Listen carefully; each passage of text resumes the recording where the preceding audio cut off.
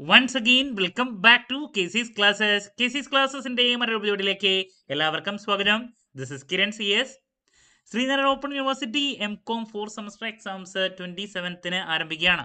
So നമ്മൾ ഇന്നു മുതൽ ഇമ്പോർട്ടൻറ്റ് ക്വസ്റ്റ്യൻസിന്റെ സീരീസ് സ്റ്റാർട്ട് ചെയ്യാണ്. സോ ആദ്യത്തെ എക്സാം ആയിട്ട് നിങ്ങൾക്ക് വരുന്നത് മാനേജ്മെന്റ് ഒപ്റ്റിമൈസേഷൻ ടെക്നിക്സ് ആണ്. വളരെ ഇമ്പോർട്ടൻ്റ് ആയിട്ടുള്ള പ്രോബ്ലം പേപ്പർ ആണ്.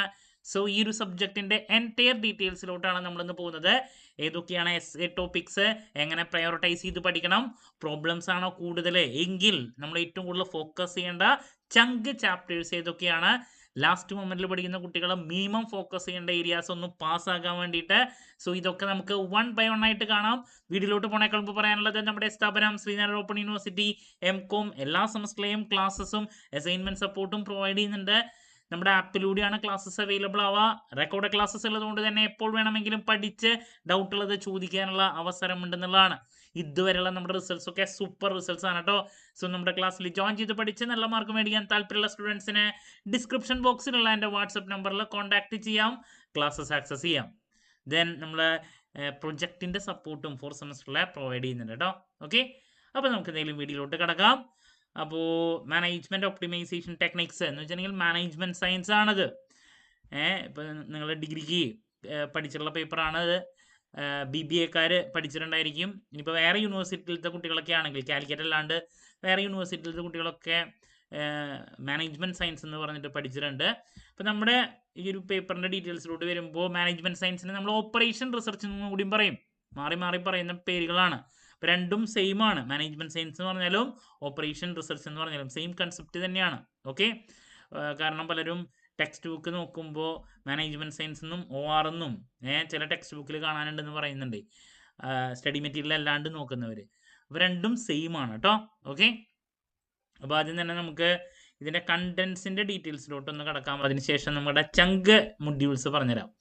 അപ്പോൾ ഇൻട്രൊഡക്ഷൻ ആണ് ആദ്യം. ഓപ്പറേഷൻ റിസർച്ച് അതിൻ്റെ ബേസിക്സ് ആണ്. നമുക്ക് ഫസ്റ്റ് ബ്ലോക്കിൽ ആദ്യത്തെ 2 യൂണിറ്റിൽ കാണാൻ സാധിക്കുന്നത് തിയറിയാണ്. പിന്നെ യൂണിറ്റ് നമ്പർ 3 and 4 LPP ആണ്, ലീനിയർ പ്രോഗ്രാമിംഗ് പ്രോബ്ലം. അപ്പോൾ ഇതാണ് block number 1. Then block number 2 transportation and assignment. Block number 3 decision theory. Block number 4 network analysis. അതിൽ നെറ്റ്വർക്കിൻ്റെ കാര്യങ്ങളുണ്ട്, ഗെയിം തിയറി ഉണ്ട്. അപ്പോൾ ലാസ്റ്റ് മൊമെന്റിൽ പഠിക്കുന്ന കുട്ടികൾ ഒന്ന് പാസ് ആകണമെങ്കിൽ മിനിമം ഫോക്കസ് ചെയ്യേണ്ട ഏരിയ ഒന്ന് പറയാം. 60% അടുത്ത് മാർക്ക് കിട്ടും. ബ്ലോക്ക് നമ്പർ 1ൽ 2 ടോപ്പിക്സ് ഉണ്ട്. ബേസിക്സ് ഓപ്പറേഷൻ റിസർച്ചിന്റെ 2 യൂണിറ്റുകളിലായിട്ട് തിയറിയാണ്. ദെൻ LPPയിൽ നമുക്ക് യൂണിറ്റ് നമ്പർ 3 ഉണ്ട്, യൂണിറ്റ് നമ്പർ 4 ഉണ്ട്. ബട്ട് നിങ്ങൾ LPP യൂണിറ്റ് നമ്പർ 3 ഗ്രാഫിക്കൽ മെത്തേഡിന്റെ പ്രോബ്ലം, അതുപോലെ തന്നെ അതിന്റെ ബേസിക് തിയറീസ് അത് മാത്രം നോക്കിയാൽ മതി. സിംപ്ലക്സ് നോക്കാൻ ഞാൻ പറയില്ല, കാരണം സിംപ്ലക്സ് വളരെ ടഫസ്റ്റ് ആയിട്ടുള്ള ഒരു ഏരിയ ആണ്. ചില സമയത്ത് മാത്രമാണ് ചോദിക്കാറുള്ളൂ. ചോദിച്ചാലും നിങ്ങളുടെ അടുത്ത് ഞാനത് അറ്റൻഡ് ചെയ്യാൻ പറയില്ല, കാരണം ടൈം കൺസ്യൂമിങ് ആണ്. അപ്പോൾ അതുകൊണ്ട് തന്നെ നിങ്ങൾ ബ്ലോക്ക് നമ്പർ 1 ആദ്യത്തെ 3 യൂണിറ്റുകളിലോട്ട് ഫോക്കസ് കൊടുക്കുക. അപ്പോൾ ഇതാണ് ആദ്യത്തെ suggestion. Then block number 2 transportation and assignment. ഇത് രണ്ടും നമ്മൾ പഠിക്കണം. രണ്ടിൽ നിന്ന് ഒരുപാട് ചോദ്യങ്ങൾ വരും. അതിൽ നിന്ന് ബേസിക്സ് ആണ് സാധാരണ ചോദിക്കാറ്. അതല്ലാണ്ട് വല്ലാണ്ട് ഡെപ്തിലുള്ള ബുദ്ധിമുട്ടായിട്ടുള്ള പ്രോബ്ലംസ് ചോദിക്കാറില്ല. അപ്പോൾ ലാസ്റ്റ് മൊമെന്റിൽ പഠിക്കുന്ന കുട്ടികൾ മിനിമം ട്രാൻസ്പോർട്ടേഷൻ്റെയും അതുപോലെ തന്നെ അസൈൻമെന്റ് പ്രോബ്ലത്തിൻ്റെയും സിംപ്ലസ്റ്റ് ആയിട്ടുള്ള മെത്തേഡുകളൊക്കെ വെച്ചിട്ടുള്ള പ്രോബ്ലംസ് വർക്കൗട്ട് ചെയ്യുക. എന്ന് വെച്ചിട്ടുണ്ടെങ്കിൽ ബുദ്ധിമുട്ടായിട്ട് വരുന്നത് അൺബാലൻസ്ഡ് ഏരിയ, അങ്ങനത്തെ ചോദ്യങ്ങളാണ്. അതല്ലാണ്ട് സിംപ്ലിഫൈ ചെയ്തിട്ടുള്ള ഏരിയാസ് ഉണ്ട്, അത് നോക്കുക. അതിൻ്റെ ബേസിക് തിയറീസ് നോക്കുക. അപ്പോൾ ബ്ലോക്ക് നമ്പർ 2 എന്തായാലും ഈ 2 ടോപ്പിക്ക് നോക്കണം. ഒരു എസ്സേയും അതുപോലെ തന്നെ 5 മാർക്കിൻ്റെ പ്രോബ്ലംസും ഒക്കെ റിപ്പീറ്റ് ആയിട്ട് വരുന്ന ഒരു ഏരിയ ആണ്. That's about block number 2. അതിനുശേഷം നിങ്ങൾ അപ്പോൾ ഇത് 2 പഠിച്ചാൽ തന്നെ, ഇത് 2ഉം ഫോക്കസ് ചെയ്താൽ തന്നെ നിങ്ങൾ പാസ്സായി. ദെൻ പിന്നെ നിങ്ങൾ ഫോക്കസ് ചെയ്യേണ്ടത് ഏറ്റവും താഴെയുള്ള മൊഡ്യൂളാണ്. ബ്ലോക്ക് നമ്പർ 4 നെറ്റ്വർക്ക് അനാലിസിസ് ആണ്. നെറ്റ്വർക്ക് അനാലിസിസിൽ നിങ്ങൾ ബ്ലോക്ക് നമ്പർ 1 പഠിച്ചാൽ തന്നെ പിന്നെ നിങ്ങൾക്ക് 60% അബവ് മാർക്ക് കിട്ടും. നെറ്റ്വർക്ക് അനാലിസിസിൻ്റെ നെറ്റ്വർക്ക് വരയ്ക്കാനുള്ള കാര്യങ്ങളും CPM, PERT ഇങ്ങനത്തെ കാര്യങ്ങളൊക്കെ 1ഉം 2ഉം നോക്കിയാൽ തന്നെ നിങ്ങൾക്ക് പിന്നെ 60 അല്ലെങ്കിൽ 70% അടുത്ത് കിട്ടും. അപ്പോൾ ലാസ്റ്റ് മൊമെന്റിൽ പഠിക്കുന്ന കുട്ടികൾ minimum block 1 അതിലായിട്ട് 3 unit, block number 2 basic കാര്യങ്ങൾ ട്രാൻസ്പോർട്ടേഷൻ ആൻഡ് അസൈൻമെന്റ്, പിന്നെ നെറ്റ്വർക്ക് അനാലിസിസ്, ഇത്ര നോക്കിയാൽ തന്നെ നിങ്ങൾക്ക് എന്താ 60 to 70% കിട്ടും. അതിനുശേഷം നിങ്ങൾ ബാക്കിയുള്ള ഏരിയാസിലോട്ട് കിടക്കുക. ഇപ്പോൾ ഡിസിഷൻ തിയറി ആവട്ടെ, ഗെയിം തിയറി ആവട്ടെ. ഓക്കെ, സോ ഇതാണ് നിങ്ങളുടെ അടുത്ത് എനിക്ക് പറയാനുള്ള കാര്യം. ചങ്ക് ഏരിയാസ് പറഞ്ഞു, ദെൻ പ്രയോറിറ്റൈസ് ചെയ്ത് പഠിക്കേണ്ട കാര്യങ്ങളും ഞാനിവിടെ പറഞ്ഞിട്ടുണ്ട് കേട്ടോ. ഇനി നമുക്ക് ബ്ലോക്ക് വൈസ് ഡീറ്റെയിൽസിലോട്ട് നമുക്ക് 1 by 1 ആയിട്ട് കിടക്കാം. അതിൽ ആദ്യം ഓപ്പറേഷൻ റിസർച്ച് ആണ്, തിയറി. സോ ഇതിൽ നിന്ന് ഈ 2 യൂണിറ്റുകളായിട്ട് തിയറിൻ്റെ ബേസിക്സ്, അതിൽ നിന്ന് 2 മാർക്സിൻ്റെ ഒരു ചോദ്യം, ദെൻ 5 മാർക്കിൻ്റെ ഒരു തിയറി, അതുപോലെ തന്നെ എസ്സേക്ക് ഒരെണ്ണം. അങ്ങനെ 3 പാർട്ടിൽ നമുക്ക് ചോദ്യങ്ങൾ പ്രതീക്ഷിക്കാം. എന്ന് വെച്ചാൽ ടോട്ടലായിട്ട് ഈ 2 യൂണിറ്റും കൂടിയിട്ട് 22 മാർക്കിൻ്റെ ചോദ്യങ്ങളാണ് വരാം. എസ്സേക്ക് കഴിഞ്ഞ പ്രാവശ്യം ഒരു ചോദ്യം ഇട്ടുണ്ടായിരുന്നു, 5 മാർക്കിൻ്റെ ഒരു തിയറിയും 2 മാർക്കിൻ്റെ ഒരു തിയറി. ഓക്കെ, സോ അതുപോലെ തന്നെ നമ്മൾ ഇപ്രാവശ്യം പ്രതീക്ഷിക്കുന്നുണ്ട്. സോ ആദ്യം തന്നെ നമുക്ക് ഓപ്പറേഷൻ റിസർച്ച് എന്താണ്, അതിൻ്റെ ബേസിക് തിയറി നോക്കാം. 2 മാർക്സിന് ചോദിച്ചാൽ എഴുതാൻ പാകത്തിന്. അതിനുശേഷം ഇതിൽ തിയറീസ് ഉള്ളത്, നേച്ചർ ഉണ്ട്, ചോദിക്കാം 5 മാർക്കിന്. ഫീച്ചേഴ്സ് റിപ്പീറ്റ് ആണ്, നേച്ചർ പഠിച്ചാൽ അത് തന്നെയാണ് ഫീച്ചേഴ്സ് ആയിട്ട് കാണാൻ സാധിക്കുക. ദെൻ പിന്നെ അഡ്വാൻറ്റേജസ് ഉണ്ട് 4 പോയിന്റ്സ്, ലിമിറ്റേഷൻസ് ഉണ്ട്. ഇപ്പോൾ ലിമിറ്റേഷൻസ് ലിമിറ്റേഷൻസ് കഴിഞ്ഞ പ്രാവശ്യം ചോദിച്ചിട്ടുണ്ടെന്ന് തോന്നുന്നത്. അപ്പോൾ ഈ പറയുന്ന ബേസിക് കാര്യങ്ങൾ എന്തായാലും നോക്കി വയ്ക്കുക. അതിൽ ഏതെങ്കിലും ഒരെണ്ണം മാറി മാറി പ്രതീക്ഷിക്കാം. ഫീച്ചേഴ്സ്, അതുപോലെ തന്നെ അഡ്വാൻറ്റേജസ്, ഡിസഡ്വാൻറ്റേജസ്, പിന്നെന്താ പറഞ്ഞാൽ നേച്ചർ, ഇത്തരം കാര്യങ്ങൾ നോക്കാം. പല പോയിന്റ്സും എല്ലാത്തിലും റിപ്പീറ്റായിട്ട് നമുക്ക് കാണാൻ സാധിക്കും. അപ്പോൾ ഇതാണ് ഫസ്റ്റ് യൂണിറ്റിലെ ഫോക്കസ് ചെയ്യേണ്ട കാര്യങ്ങൾ. പിന്നെ നെക്സ്റ്റ് ഓപ്പറേഷൻ റിസർച്ചിൻ്റെ മോഡൽസ് ആണ്. കഴിഞ്ഞ പ്രാവശ്യം എസ്സേക്ക് ചോദിച്ചാൽ ORൻ്റെ മോഡൽസ് എസ്സേക്ക് ചോദിച്ചു. അപ്പോൾ ഇപ്രാവശ്യം അത് വീണ്ടും ഇടുക എന്നുള്ളത് നമുക്ക് അറിഞ്ഞുകൂടാ. ഇതൊക്കെയാണ് മോഡൽസിൽ വരുന്ന കാര്യങ്ങൾ. 10-11 പോയിന്റ്സ് നമുക്ക് കാണാൻ സാധിക്കും. ഓക്കെ, എസ്സേക്ക് ചോദിച്ചതാണ്. ദെൻ പ്രിൻസിപ്പിൾസ് ഓഫ് മോഡലിംഗ് ഉണ്ട്, മോഡലിംഗ് എന്താണെന്ന് നോക്കുക. അതുപോലെ തന്നെ സ്കോപ്പ് ഓഫ് ഓപ്പറേഷൻ റിസർച്ച്, അത് നമുക്ക് 5 മാർക്കിൻ്റെയിലേക്കോ 5 മാർക്സിൻ്റെയിലേക്കാണ്. എസ്സേക്കുള്ള സ്കോപ്പ് കുറവാണ്, 8 പോയിന്റ് ഉള്ളതുകൊണ്ട് തന്നെ ഞാൻ കൂടുതൽ പ്രതീക്ഷിക്കുന്നത് 5 മാർക്കാണ്. അപ്പോൾ ഇങ്ങനെ നമുക്ക് ഫസ്റ്റ് യൂണിറ്റിൽ ഈ ഏരിയാസിൽ നിന്ന് 5 മാർക്കും 2 മാർക്സ് എസ്സേ 3 പാർട്ടുള്ള ചോദ്യങ്ങൾക്കും സ്കോപ്പ് ഉണ്ടെന്നുള്ളതാണ്. അപ്പോൾ ഈ തിയറി ഒന്നും സ്കിപ്പ് ചെയ്യരുത്, മാറി മാറി കണ്ടുവരാറുള്ളതാണ്. Then next unit number 2 again base ആണ്. അതിൽ ടെക്നിക്സ് ഓഫ് OR ഉണ്ട്. ഇപ്പം ഒന്ന് മാറ്റി പിടിക്കുമെന്ന് അറിയില്ല. കഴിഞ്ഞ പ്രാവശ്യം മോഡൽസ് ചോദിച്ചുകൊണ്ട് ഇപ്രാവശ്യം ടെക്നിക്സ് ഓഫ് OR ചോദിക്കാം. നമുക്ക് 15 മാർക്കിൻ്റെ എസ്സേക്കുള്ളൊരു സാധനമാണ്. അപ്പോൾ ഒന്ന് മാറ്റി പിടിക്കാം. അപ്പോൾ ടെക്നിക്സ് നമ്മൾ ഒരു ചേഞ്ച് ആയിട്ട് ഇപ്രാവശ്യം പ്രതീക്ഷിക്കുന്നു, അതുകൊണ്ട് തന്നെ അത് നോക്കണം. ദെൻ പിന്നെ ഓപ്പറേഷൻ റിസർച്ചിൻ്റെ മറ്റ് കാര്യങ്ങളൊക്കെയാണ്. പിന്നെ സ്റ്റെപ്സ് ഇൻ ഡിസിഷൻ മേക്കിംഗ് ആണ് അടുത്തൊരു കാര്യം. 5 മാർക്കിൻ്റെയിലേക്ക് നമുക്ക് പ്രതീക്ഷിക്കാം, 5 മാർക്സിൻ്റെ. അതിൻ്റെ ലിമിറ്റേഷൻസും കാണാം. അപ്പോൾ ഇപ്രാവശ്യം എസ്സേ ഒന്ന് മാറ്റിപ്പിടിച്ച് ഞാൻ പ്രതീക്ഷിക്കുന്നു. ടെക്നിക്സ് യൂസ്ഡ് ഇൻ OR അത് നോക്കാം. പിന്നെ ഡിസിഷൻ മേക്കിങ്ങിൻ്റെ ബേസിക് തിയറി നോക്കാം. അപ്പോൾ ഞാൻ പറഞ്ഞു ഈ 2 യൂണിറ്റ് കൂടിയിട്ട് 22 മാർക്സിൻ്റെ ചോദ്യങ്ങളാണ് കണ്ടുവരുന്നത്. ഓക്കെ, അപ്പോൾ ക്ലാരിറ്റി കിട്ടിയെന്ന് പ്രതീക്ഷിക്കുന്നു. ഫസ്റ്റ് യൂണിറ്റിൽ നിന്ന് ബേസ്, ഫീച്ചർ, സ്കോപ്പ്, അതുപോലെ തന്നെ അഡ്വാൻറ്റേജസ്, ഡിസഡ്വാൻറ്റേജസ്, ഫീച്ചേഴ്സ് ഇതൊക്കെ നോക്കാം. പിന്നെ സെക്കൻഡ് മൊഡ്യൂളിലോട്ട് പോകുമ്പോൾ ഈ പറയുന്ന ടെക്നിക്സ് നിർബന്ധമായി നോക്കുക. ദെൻ ഡിസിഷൻ മേക്കിങ്ങിൻ്റെ കൺസെപ്റ്റ് നോക്കുക. Moving to next unit LPP ആണ്. LPPയിൽ നിന്ന് 2 മാർക്സിൻ്റെ തിയറി, അതുപോലെ തന്നെ 5 മാർക്കിൻ്റെ പ്രോബ്ലം, അതല്ലെങ്കിൽ അത് എസ്സേക്ക് ഇടാം. അപ്പോൾ എന്താണ് LPP എന്നുള്ളത് നിർബന്ധമായും പഠിക്കുക. പിന്നെ കുറേ ടേമുകളുണ്ട്. അപ്പോൾ LPP എന്താണെന്നുള്ളത് നിർബന്ധമായും പഠിക്കണം, പ്രതീക്ഷിക്കാം നമുക്ക്. അതിനുശേഷം ഈ ടേമിൽ ഏതെങ്കിലും ഒരെണ്ണം, objective function, decision variable, constraints, ഇതൊക്കെ ടേമുകളാണ്. ഈ ടേമുകളിലത്തെ ഏതെങ്കിലും ഒരെണ്ണം പ്രതീക്ഷിക്കുന്നുണ്ട്. പിന്നെ അസംഷൻസ് ഓഫ് LPP ആണ്. 5 മാർക്സിൻ്റെ തിയറി ആയിട്ട് വേണമെങ്കിൽ ചോദിക്കാം. അല്ലെങ്കിൽ LPPയുടെ അഡ്വാൻറ്റേജസ് ഉണ്ട്, ഡിസഡ്വാൻറ്റേജസ് ഉണ്ട്. അപ്പോൾ അഡ്വാൻറ്റേജസ് 5 മാർക്സിൻ്റെയിലേക്ക് സ്കോപ്പുള്ളൊരു ചോദ്യമാണ്, നോക്കി വയ്ക്കാം. അതിനേക്കാൾ ഉപരി നെക്സ്റ്റ് 5 മാർക്സിൻ്റെ പ്രോബ്ലമാണ്. ഗ്രാഫിക്കൽ മെത്തേഡിൽ സോൾവ് ചെയ്യാൻ വേണ്ടിയിട്ട് സിമ്പിളായിട്ടുള്ളൊരു ചോദ്യം നമുക്ക് പ്രതീക്ഷിക്കാം. അത് മിക്കതും അങ്ങനത്തെ ചോദ്യങ്ങളാണ് കണ്ടുവരുന്നത്. നമുക്ക് ഡീറ്റെയിൽസ് തന്ന് ഗ്രാഫിക്കലി ഇത് സോൾവ് ചെയ്യാൻ വേണ്ടിയിട്ടുള്ള ചോദ്യം. പിന്നെ 2 മാർക്കിൻ്റെ ചോദ്യമായിട്ട് വരാറുള്ളതാണ് ഫീസിബിൾ റീജിയൻ എന്താണ് എന്നുള്ളത് ചോദിക്കാറുണ്ട്.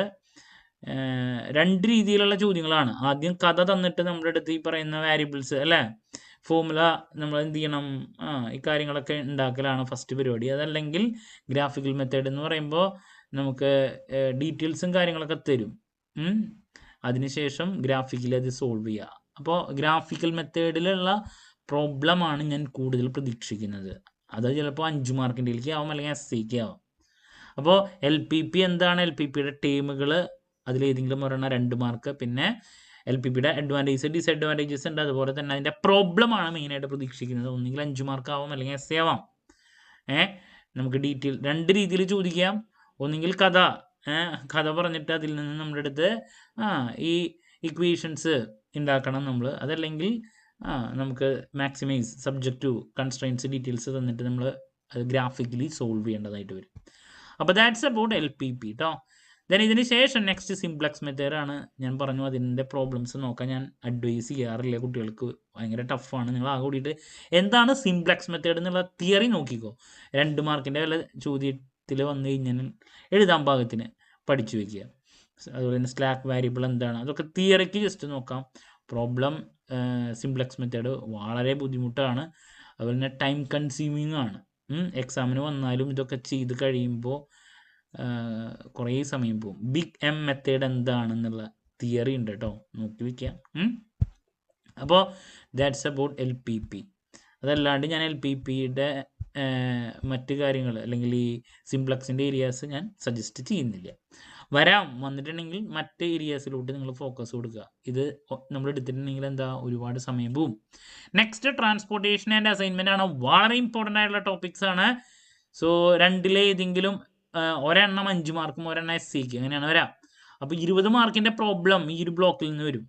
പിന്നെ തിയറി 2 മാർക്ക്, പിന്നെ 5 മാർക്കിൻ്റെ വേണമെങ്കിൽ വീണ്ടും ഒരു തിയറി ചോദിക്കാം. അപ്പോൾ ട്രാൻസ്പോർട്ടേഷൻ പ്രോബ്ലം എന്താണ്, അതിൻ്റെ തിയറി നോക്കി വയ്ക്കുക. പിന്നെ 2 മാർക്കിന് ചോദിക്കാം balanced transportation problem, unbalanced transportation problem, അതൊക്കെ നോക്കുക. പിന്നെ പ്രോബ്ലം നമുക്ക് സോൾവ് ചെയ്യാൻ അറിഞ്ഞിരിക്കണം. എല്ലാ മെത്തേഡുകളും പഠിച്ചു വയ്ക്കുക കേട്ടോ. അതിൽ ഏതാ വരാമെന്ന് നമുക്ക് പറയാൻ പറ്റില്ല. North west corner method, least cost method, കൂടുതൽ നോർത്ത് വെസ്റ്റ് കോർണർ മെത്തേഡാണ് കണ്ടുവരുന്നത് കേട്ടോ. വോഗൽസ് ഒക്കെ കുറച്ച് ഡിഫിക്കൽട്ട് ആയിട്ടുള്ള ഇതാണ്. വോഗൽസ് ഒക്കെ ചിലപ്പോഴേ വരാറുള്ളൂ. ആദ്യത്തെ മെത്തേഡാണ് കൂടുതൽ, നോർത്ത് വെസ്റ്റ് കോർണർ മെത്തേഡോ. 3 നോക്കാം, അതിൽ ഏതെങ്കിലും ഒരെണ്ണം നമുക്ക് എന്തായാലും പ്രതീക്ഷിക്കുന്നുണ്ട്. പ്രോബ്ലം ഷുവറാണ്. ഓക്കെ, അപ്പോൾ that's about assignment. Then next ഇതിൻ്റെ ഒപ്റ്റിമാലിറ്റി ടെസ്റ്റ്. അത് നെക്സ്റ്റ് ബുദ്ധിമുട്ടായിട്ടുള്ള വോഗൽസ് അപ്രോക്സിമേഷൻ മെത്തേഡിലെ നെക്സ്റ്റ് ഡിഫിക്കൽട്ട് പ്രോബ്ലം ആണ്. അപ്പോൾ ഡിഫിക്കൽട്ട് പ്രോബ്ലംസ് പഠിച്ചു വയ്ക്കുക. ചിലപ്പോഴാണ് അങ്ങനെ ബുദ്ധിമുട്ടായിട്ടുള്ളത് കണ്ടുവരാറുള്ളൂ. SCക്ക് ഇടുമ്പോൾ നമുക്ക് കുറച്ച് ബുദ്ധിമുട്ടുള്ളത് പ്രതീക്ഷിക്കാം. അപ്പോൾ അസൈൻമെൻറ്റ് എന്തായാലും പഠിക്കണം, ട്രാൻസ്പോർട്ടേഷൻ എന്തായാലും പഠിക്കണം, ഒരു കാരണവശാലും സ്കിപ്പ് ചെയ്യാൻ പാടില്ല. അപ്പോൾ ട്രാൻസ്പോർട്ടേഷനിലെ തിയറി പ്രതീക്ഷിക്കാം, ബേസിക് തിയറി. 5 മാർക്കിൻ്റെലേക്ക് പ്രോബ്ലം ഇടാം 3 മെത്തേഡിൽ. പിന്നെ ഡിഫിക്കൽട്ടായിട്ടുള്ളത് SCക്കാണ് കണ്ടുവരുന്നത്. ദെൻ നെക്സ്റ്റ് അസൈൻമെൻ്റ് ആണ്. അപ്പോൾ അസൈൻമെൻറ്റ് മെത്തേഡിൽ ഹംഗേറിയൻ മെത്തേഡ് പല മെത്തേഡിലുള്ള പ്രോബ്ലംസ് ഉണ്ട്, അത് നോക്കി വയ്ക്കുക. മാക്സിമൈസ് ചെയ്യാൻ വേണ്ടിയിട്ടുള്ള ഇതൊക്കെ 5 മാർക്കിൻ്റെയിലേക്ക് വരാം. പിന്നെ ഡിഫിക്കൽട്ടായിട്ട് വരുന്നത് അൺബാലൻസ്ഡ്, അതാണ് SCക്ക്. അപ്പോൾ ഇത് മാറി മാറി വരുന്ന 5 മാർക്കിൻ്റെയിലേക്ക് ഇപ്പോൾ അസൈൻമെൻറ്റ് ഇട്ടാൽ ട്രാൻസ്പോർട്ടേഷൻ SC ആവും. അതുപോലെ തന്നെ ഉൾട്ട അങ്ങനെ മാറി മാറി വരും കേട്ടോ. സോ ദാറ്റ്സ് അബൌട്ട് നമുക്ക് ബ്ലോക്ക് നമ്പർ 2 പറയാനുള്ള. അപ്പോൾ ബ്ലോക്ക് 1ഉം ബ്ലോക്ക് 2ഉം നല്ല രീതിയിൽ കവർ ചെയ്താൽ തന്നെ 60% മാർക്കായി. Moving to block number 3, decision തിയറിയാണ് അടുത്തതായിട്ട് വരുന്നത്. ഞാൻ പറഞ്ഞു നെറ്റ്വർക്ക് നോക്കിയിട്ട് നിങ്ങൾ പിന്നെ ഇതിലോട്ട് പോയാൽ മതി, ഇതിൽ നിന്ന് ചോദ്യങ്ങൾ വരും. ബട്ട് കംഫർട്ടായിട്ടുള്ള ഏരിയാസ് ആദ്യം പറഞ്ഞു തന്നു മാത്രം. അപ്പോൾ ബ്ലോക്ക് നമ്പർ 3ലെ ഡിസിഷൻ തിയറി, ഇതിൽ നിന്ന് തിയറി ചോദ്യങ്ങൾ പലപ്പോഴും വരാറുണ്ട്. പ്രോബ്ലവും 5 മാർക്കിൻ്റെ കണ്ടുവരാറുണ്ട് കേട്ടോ. അപ്പോൾ എന്താണ് ഡിസിഷൻ തിയറി എന്നുള്ളത് നോക്കാം. അതുപോലെ പേ ഓഫ് ടേബിൾ എന്താണ് 2 മാർക്കിൻ്റെ ചോദ്യത്തിൽ പ്രതീക്ഷിക്കാം. പിന്നെ 5 മാർക്കിൻ്റെ സിമ്പിളായിട്ടുള്ള ഏതെങ്കിലും ഒരു ചോദ്യം ഇതിൽ നിന്ന് റിലേറ്റ് ചെയ്തിട്ടുള്ള പ്രതീക്ഷിക്കുന്നുണ്ട്. Decision making under risk, EMV എന്താണ്, ഈ ഒരു ചാപ്റ്ററിൽ നിന്നുള്ള ഈ ഒരു യൂണിറ്റിൽ നിന്നുള്ള പ്രോബ്ലം ടേബിൾ വരയ്ക്കാൻ വേണ്ടിയിട്ട് വരാറുണ്ട്. 5 മാർക്സിൻ്റെയിലേക്ക് നിർബന്ധമായും പഠിക്കുക ഇതിലത്തെ പ്രോബ്ലംസ്. ഓക്കെ, അപ്പോൾ അതാണ് മറ്റൊരു ഏരിയ. പിന്നെ ഡിസിഷൻ മേക്കിംഗ് അണ്ടർ അൺസർട്ടനിറ്റി മറ്റൊരു പ്രോബ്ലം യൂണിറ്റാണ്. ഇതിൽ നിന്ന് നമുക്ക് ചോദിക്കാം കൂടുതൽ. ഡിസിഷൻ ട്രീ എന്താണെന്ന് 2 മാർക്കിൻ്റെ തിയറി ചോദിക്കാറുണ്ട്. അപ്പോൾ ഈ ഒരു ചാപ്റ്ററിൽ നിന്ന് 5 മാർക്കിൻ്റെ ഒരു പ്രോബ്ലം, 2 മാർക്കിൻ്റെ തിയറി വരുന്നുണ്ട്. അപ്പം അങ്ങനെ കൂടുതൽ അതാണ്. ഇനിയിപ്പം ഒന്ന് മാറ്റി പിടിക്കാൻ വേണ്ടിയിട്ട് ഒരു എസ്സേക്ക് ഇതിൽ നിന്ന് എടുത്തിടാം, അങ്ങനെയും ചോദിക്കാം. അപ്പോൾ മാക്സിമം 22 മാർക്സ് ആണ്, മിനിമം ഒരു 7 മാർക്കിൻ്റെ ചോദ്യം എന്തെങ്കിലും ഉണ്ടാവും. Okay, moving to next module, block number 4, network analysis ആണ് യൂണിറ്റ് നമ്പർ 1. വളരെ ഇമ്പോർട്ടൻ്റ് ആയിട്ടുള്ളൊരു ഏരിയ. എസ്സേക്ക് 15 മാർക്ക് ഷുവർ, പിന്നെ 2 മാർക്കിൻ്റെ തിയറി, 5 മാർക്കിൻ്റെ പ്രോബ്ലം, ഒരു തിയറി എന്ന് വെച്ചിട്ടുണ്ടെങ്കിൽ 15, 10, 25, 27 മാർക്ക് വരെ വരാറുണ്ട്. അപ്പോൾ എന്താണ് നെറ്റ്വർക്ക് അനാലിസിസ്? 2 മാർക്സിൻ്റെ നിർബന്ധമായും പഠിച്ചു വയ്ക്കണം. അതുപോലെ തന്നെ ഇതിൽ ഒരുപാട് ടേമുകളുണ്ട്. Event, dummy event, critical activity, പിന്നെ 5 മാർക്കിൻ്റെ പ്രോബ്ലം ആയിട്ട് നെറ്റ്വർക്ക് വരയ്ക്കാൻ വേണ്ടിയിട്ടുള്ള സിമ്പിളായിട്ടുള്ള ചോദ്യം വരാറുണ്ട്. ഓക്കെ, ക്രിട്ടിക്കൽ പാത്ത് എന്താണ്, ഫ്ലോട്ട് എന്താണ്, ഇൻഡിപെൻഡൻറ്റ് ഫ്ലോട്ട് എന്താണ്, ഈ ടേമുകളൊക്കെ നോക്കി. ഡമ്മി ആക്ടിവിറ്റി എന്താണ്, ഇതൊക്കെ 2 മാർക്കിൻ്റെ മാറി മാറി വരുന്നതാണ് കേട്ടോ. ഇവൻറ്റ് എന്താണ്, ആക്ടിവിറ്റി എന്താണ്, നോഡ്, പിന്നെ നെക്സ്റ്റ് പെർട്ട് എന്താണ്, CPM എന്താണ്, ഇതൊക്കെ നോക്കി വയ്ക്കണം. പിന്നെ നെറ്റ്വർക്ക് വരയ്ക്കാൻ വേണ്ടിയിട്ടുള്ളൊരു പ്രോബ്ലം. അതിനുശേഷം നമുക്ക് ക്രിട്ടിക്കൽ പാത്ത്, അതിപ്പോൾ CPMO അതുപോലെ തന്നെ പെർട്ടോ, ഇതിലേതെങ്കിലും ഒരു മെത്തേഡിലുള്ള പ്രോബ്ലം നമുക്ക് എസ്സേ ആയിട്ട് പ്രതീക്ഷിക്കാം. ചിലപ്പോൾ CPM ആവാം, അതല്ലെങ്കിൽ പെർട്ടാവാം. അതാണ് പറയാനുള്ള നെക്സ്റ്റ്. പിന്നെ സ്ലാക്ക്, ഇതിൽ ഫ്ലോട്ട് എന്താണ്, 2 മാർക്കിൻ്റെ ചോദ്യം. CPM ആണ്. ഇനി നെക്സ്റ്റ് ഞാൻ നേരത്തെ പറഞ്ഞു പെർട്ട്. ഇത് ഈ പ്രോബ്ലംസ് നോക്കാം. അപ്പോൾ ഇതിൽ നിന്ന് നമുക്ക് എസ്സേ പ്രതീക്ഷിക്കാം. ഓക്കെ, അപ്പം നെറ്റ്വർക്ക് ഡയഗ്രാം വരയ്ക്കാൻ വേണ്ടിയിട്ടുള്ളൊരു ചോദ്യം 5 മാർക്കും, CPMO പെർട്ടോ ഇതിൽ ഏതെങ്കിലും ഒരെണ്ണം നമുക്ക് എസ്സേയും വരാറുള്ളതാണ് കേട്ടോ. ദാറ്റ്സ് അബൌട്ട് ആ ഒരു ടോപ്പിക്ക്. ലാസ്റ്റ് ഇനി ഗെയിം തിയറിയാണ്. അപ്പോൾ ഇതിൽ നിന്ന് തിയറി ഉണ്ട്, അതുപോലെ തന്നെ പ്രോബ്ലംസും വരാറുണ്ട്. അപ്പോൾ ഗെയിം തിയറി എന്താണ്, അതിൻ്റെ ബേസിക് കൺസെപ്റ്റ്, അസംഷൻസ് നോക്കുക. സാഡിൽ പോയിന്റ് എന്നാണ് 2 മാർക്കിൻ്റെ ചോദ്യം, ഒരു കാരണവശാലും സ്കിപ്പ് ചെയ്യാതിരിക്കുക. അതിനുശേഷം നെക്സ്റ്റ് വരുന്നത് പേ ഓഫ് മെട്രിക്സ് ആണ്. ഇതിൽ പ്രോബ്ലംസ് ഉണ്ട്. പേ ഓഫ് മെട്രിക്സ് എന്താണ് എന്നുള്ളൊരു ചോദ്യം വരാറുണ്ട്. സാഡിൽ പോയിന്റ് 2 മാർക്കിൻ്റെ ചോദ്യം നിർബന്ധമായും പഠിക്കണം. മിനിമാക്സ്, മാക്സിമം, ഇതിൽ നിന്ന് 5 മാർക്കിൻ്റെ ഒരു പ്രോബ്ലം എല്ലാ ക്വസ്റ്റ്യൻ പേപ്പറും വരാറുണ്ട്. ഓക്കെ, വളരെ കംഫർട്ടബിൾ ആയിട്ടുള്ള ഒരു ചോദ്യം പ്രോബ്ലം വരാറുണ്ട് കേട്ടോ.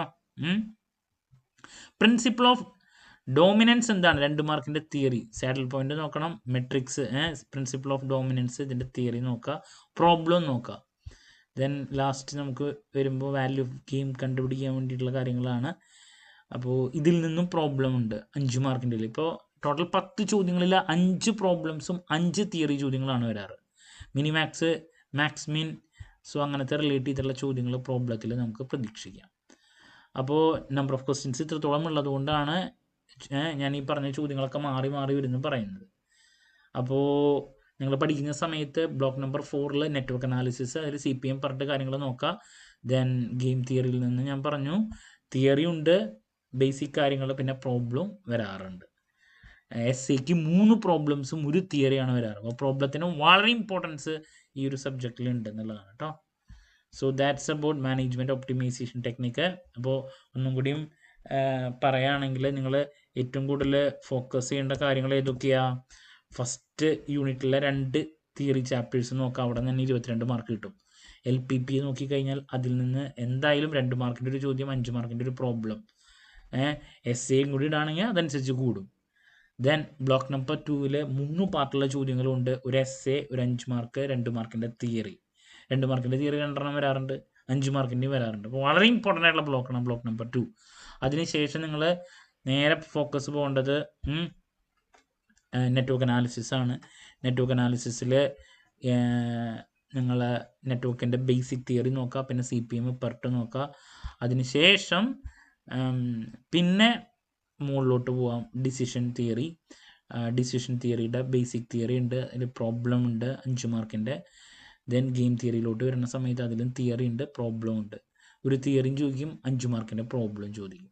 ഓക്കെ, സോ ദാറ്റ്സ് അബൌട്ട് ഈ ഒരു സബ്ജക്റ്റിൻ്റെ ഡീറ്റെയിൽസ്. അപ്പോൾ പാർട്ട് എയിൽ 8 ചോദ്യങ്ങൾ വരുന്നത് 2 മാർക്കിൻ്റെ, എല്ലാം തിയറി ചോദ്യങ്ങളാണ്. പാർട്ട് ബിയിൽ 10 ചോദ്യങ്ങളിൽ 5 പ്രോബ്ലംസും 5 തിയറിയാണ് വരാറ്. ദെൻ പാർട്ട് സിയിൽ 4 ചോദ്യങ്ങളിൽ 3 പ്രോബ്ലംസും 1 തിയറി ചോദ്യമാണ് കണ്ടുവരാറ്. അപ്പോൾ പ്രോബ്ലത്തിന് വളരെ ഇമ്പോർട്ടൻസ് ഉണ്ട്. ഓക്കെ, ദാറ്റ്സ് അബൌട്ട് നിങ്ങളുടെ ആദ്യത്തെ സബ്ജക്റ്റിൻ്റെ ഡീറ്റെയിൽസ്. ഇനി നമ്മൾ ഓരോ പാർട്ടിലും ഉറപ്പായും പ്രതീക്ഷിക്കുന്ന ചോദ്യങ്ങളുടെ വീഡിയോ സെപ്പറേറ്റ് ചെയ്യുന്നതായിരിക്കും.